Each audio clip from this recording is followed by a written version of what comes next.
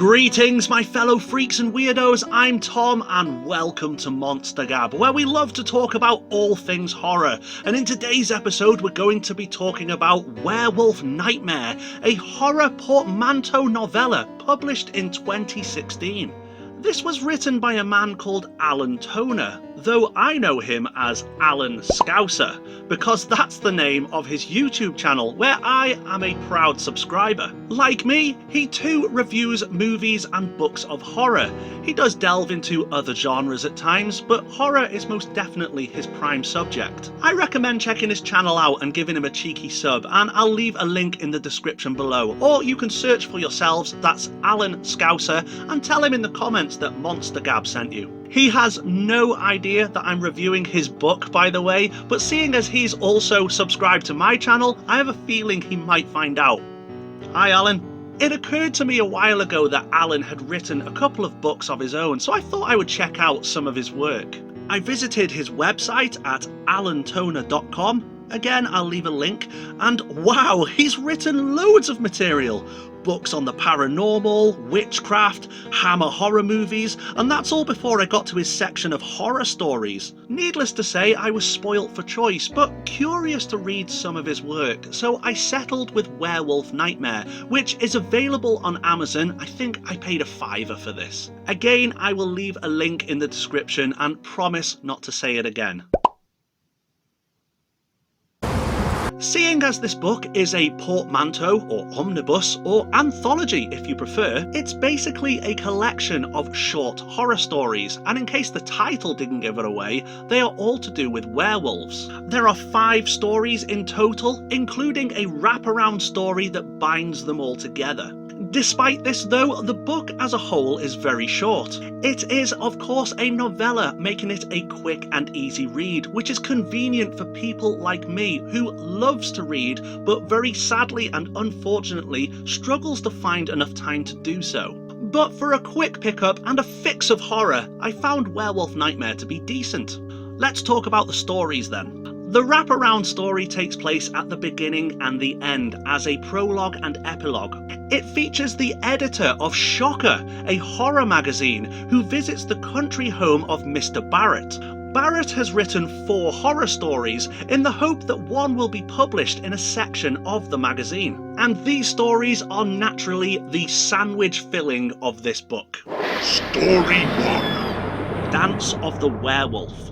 This is about a pair of female colleagues who attend a singles night at a local disco. One of them manages to pull with a handsome stranger, but after stepping outside for some fresh air, she discovers there's more to him than meets the eye. Story 2. The Babysitter. A young woman has been hired to babysit a small child for the evening. Only her murderous ex-partner, who claims to be a werewolf, has just escaped from prison. There also appears to be a presence outside of the window of her employer's home.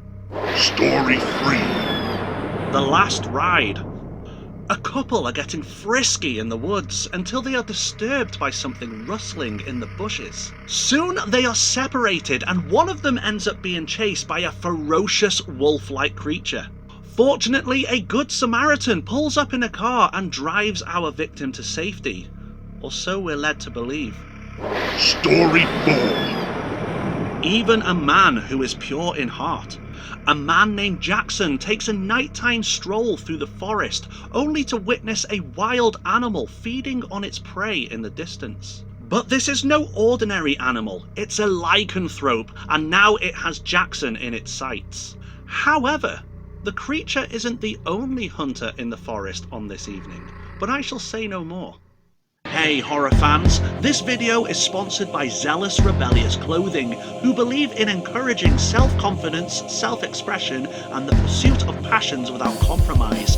Based in North Wales, they use their passion for classic cars, music, film, and societal non-conformity to inspire their designs, with hoodies, t-shirts, hats, and much more in men's, women's, and kids sizes, using only quality materials and prints.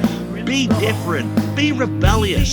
Zealous Rebellious Clothing. Check out their website, Facebook page, and other socials. Links in the description below.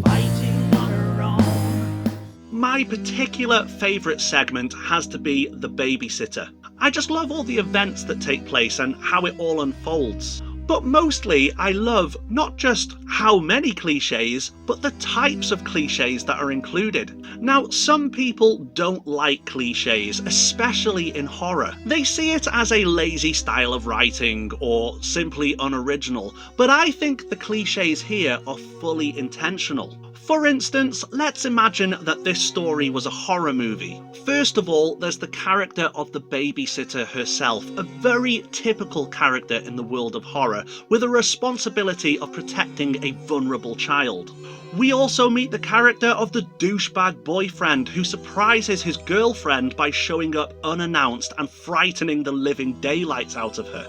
Then there's the dangerous lunatic who's escaped from confinement and out on the loose. Phones being disconnected. There's even a couple of false scares just to warm things up for the reader. These are all things we've seen in classic horror movies before, but these particular cliches to me are more like familiarities or little nuggets of nostalgia. As a horror fan, I get a sense of comfort from it, as there's a lot that I can relate to and recognise. It also tells me that Alan, who wrote this, is himself a horror fan, which of course I know he is, but I still appreciate the sentiment. He's tipping his hat to the horror genre in this story. Nice job, Alan. I also really like the wraparound story, especially the first half, which ironically doesn't have any horror in it. We know that in the second half, towards the end of the book, that something is likely to happen, and so for me it made the first half feel all the more uncomfortable. Everything in the first half is all nice and cosy. It's like receiving false pleasantries or just plain and simply being patronised. For the character of the magazine editor in the book, he's having a wonderful experience. He's been invited to a beautiful rural country home away from the bustle of society to read works of literature by his welcoming host. But this is a horror story and we the reader know better, therefore I perceive it a little differently. This guy is alone in some stranger's house in the middle of nowhere reading a bunch of horror. Sod that right to hell and back. As for the stories themselves, I personally would say they were less stories and more situations or circumstances, scenarios perhaps. For instance, they each have a plot, but not a great deal of it. And that's not a criticism. If Alan's watching, I'd like to explain. We already know by the title of the book that werewolves are going to be the main creatures or monsters within its contents. With that in mind, what's the point in building up to a big reveal when we already know that it's going to be a werewolf? There is no surprise, the reader is bound to predict this. So to save boring said reader, Alan puts all of his focus on the events taking place and the horrors within it. And what Alan does really well is he explains everything in immense detail. Right from the characters, how they look, what they're wearing, their personas, their traits, down to the locations, the surroundings, the elements, the environment, the atmosphere. Some writers like to leave a little something for the imagination. Alan does the opposite. He wants you to see everything the way he visualises it, like he has a tight grip on you.